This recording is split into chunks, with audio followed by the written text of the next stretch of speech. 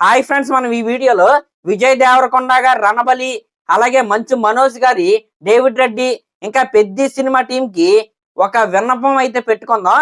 ఇంకా మనం మొదలు పెట్టుకుందాం. ఈ కథ మామూలు కథ కాదు. కొన్ని కోట్ల మంది భారతీయుల ఆకలి ఆర్తనాదాల నుంచి పుట్టిన ఒక యోధుడి కథ. ఆ నిరంకుశ పాలన సాగించే క్రూరులైన బ్రిటిష్ తెల్ల దొరలను ఈడ్చి కొట్టిన ఒక యోధుడి కథ. అదే మన రణబలి కథ. ఎస్, ది విజయ్ దేవరకొండ గారి ఫ్యాన్స్ ఎప్పుడెప్పుడా అని వెయిట్ చేస్తున్న మూమెంట్ అయితే వచ్చేసింది.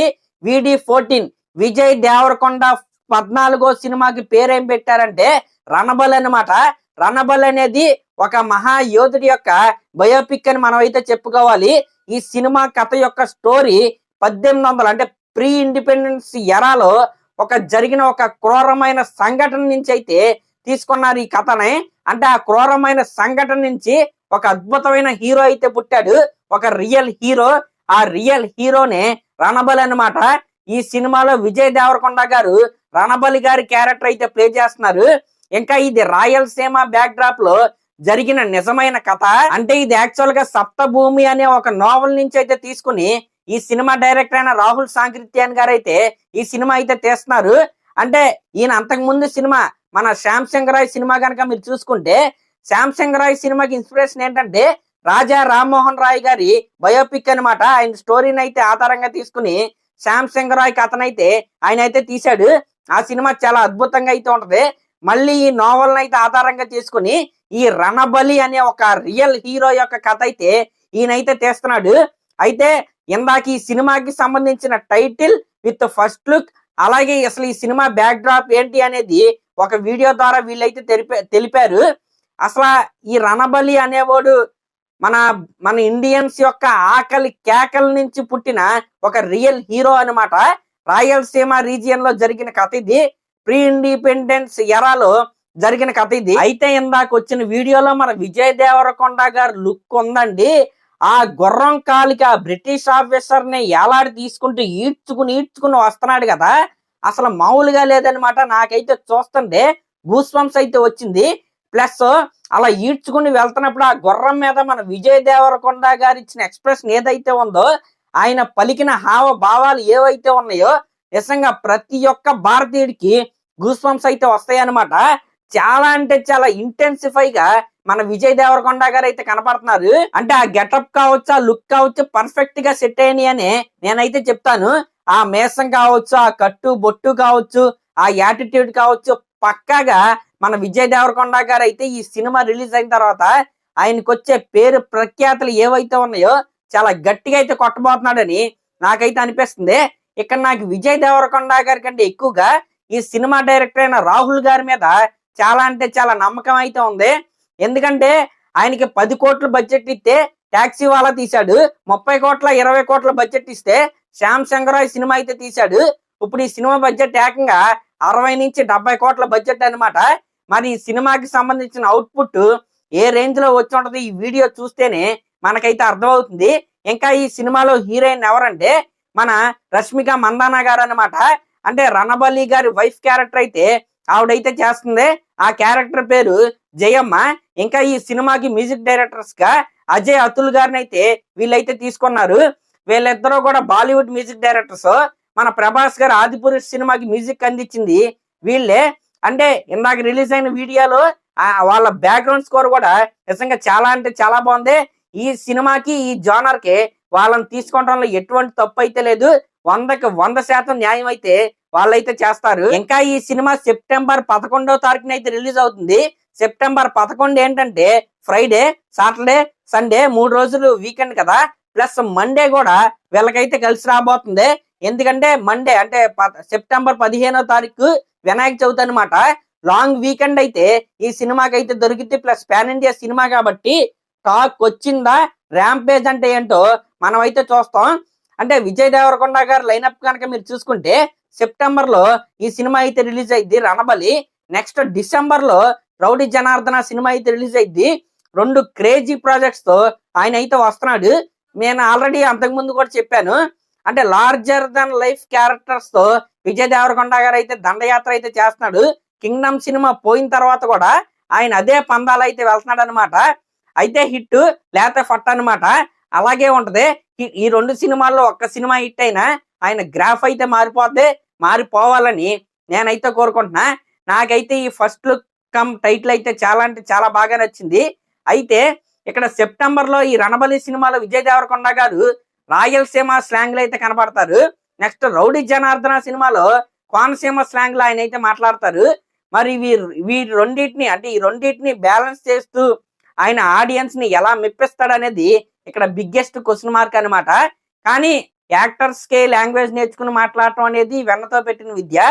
మరి విజయ్ దేవరకొండ గారు తెలంగాణ స్లాంగ్ వచ్చినళ్ళు అయినా సరే ఈ డైలెక్ట్స్ ని వాళ్ళు అంటే ఆయన ట్రై చేస్తున్నాడు కాబట్టి దానికైతే మనం ఖచ్చితంగా అప్రిషియేట్ చేయాల్సిందే. మరి అదనమాట మ్యాటర్. మరి ఈ రణబలి ఫస్ట్ లుక్ మీకు ఎలా అనిపించింది? నాకైతే చాలా బాగా నచ్చింది. అలాగే మరి దీనిపై మీరేమనుకుంటున్నారు కామెంట్ చేయండి. ఇంక ఇది పక్కన పెడితే మంచు మనోజ్ గారు ఏంటండి ఆ లుక్ ఏంటి, ఆ మొహానికి ఆ బొగ్గేంటి, అసలు ఏం చేస్తున్నారో మీకైనా అర్థం అవుతుందా? నిజంగా ఈ రోల్ యాక్సెప్ట్ చేయడానికి, ఆ గెటప్ యాక్సెప్ట్ చేయడానికి మీకైతే గట్స్ ఉండాలని నేనైతే చెప్తా. ఎందుకంటే ఈ రోజు డేవిడ్ రెడ్డి సినిమా నుండి ఒక 2 కొత్త పోస్టర్లు అయితే వచ్చినాయి అనమాట. దానికి 2 పేర్లు అయితే వీళ్ళైతే పెట్టారు. ఒకటైతే బ్రోటలో, ఇంకోటి రూత్లెస్ అనమాట. అలా 2 క్యాప్షన్లు అయితే పెట్టి 2 పోస్టర్లు అయితే రిలీజ్ చేశారు. 2 పోస్టర్లో ఉన్నది ఒకటే లుక్, అదే బొగ్గు లుక్ అనమాట. నిజంగా బాడీ ఫేస్ మొత్తం కూడా నల్లగా అయితే ఉండి ఈ లుక్ నైతే వీళ్ళైతే రిలీజ్ చేశారు. అయితే ఈ లుక్ చూసిన తర్వాత అందరికి మైండ్ లో స్ట్రైక్ అయిన లుక్ ఎవరిదంటే సంపూర్ణేష్ బాబు గారి హృదయకాళి సినిమా ఉంటది కదా, దాంట్లో villain getup same to same ఇలాగే ఉంటది అనమాట. ఆ విలన్ పేరేంటంటే బ్లాక్ మాంబా. ఒకసారి మీరే చూడండి. నిజంగా మార్నింగ్ ఈ లుక్ చూసిన దగ్గర నుంచి ప్రతి ఒక్కరి మైండ్ లోకి ఈ బ్లాక్ మాంబా అయితే వచ్చాడనమాట. ఇందాక నేను గట్స్ ఉండాలన్నాను కదా, ఈ మాట ఎందుకన్నానంటే ఆల్రెడీ మంచు మనోజ్ గారి కెరియర్ హీరోగా డౌన్ ఫేస్ లో అయితే ఉంది. అందుకే ఆయన సినిమాల్లో అయితే బ్రేక్ అయితే తీసుకుని ఈ మధ్యనే బెల్లంకొండ సాయి శ్రీనివాస్ గారి భైరవం సినిమాతో రీఎంట్రీ అయితే ఇచ్చాడు. అయితే బెల్లంకొండ సాయి శ్రీనివాస్ గారి సినిమాలో కావచ్చు, మెరాయి సినిమాలో కావచ్చు ఆయన సెకండ్ లీడ్ గా లేకపోతే విలన్ క్యారెక్టర్స్ అయితే చేశారు. హీరోగా రీఎంట్రీ తర్వాత సినిమా అయితే రిలీజ్ అవ్వలేదు, సినిమా ఏది కూడా కంప్లీట్ అయితే చేయలేదు. మొన్న ఈ మధ్యనే డేవిడ్ రెడ్డి అనే సినిమానైతే ఆయన అయితే ఎత్తుకున్నాడు. ఆల్రెడీ ఈ సినిమా నుండి ఒక ఫస్ట్ లుక్ అయితే రిలీజ్ అయింది. ఆ ఫస్ట్ లుక్ కి యునానిమస్ పాజిటివ్ రెస్పాన్స్ వచ్చింది. అందులోనూ ఈ సినిమాకి బీజిఎం అందిస్తుంది కేజీఎఫ్ సినిమాలకి బీజిఎం అందించిన రవి బసూర్ గారు అనమాట. ఈ ఫస్ట్ లుక్ వచ్చినప్పుడు ఆ లుక్ అందరికీ నచ్చింది, ఆ బీజిఎం కూడా నచ్చింది. అయితే ఈ రోజు ఈ సినిమా నుండి సెకండ్ లుక్ అయితే వచ్చింది అనమాట.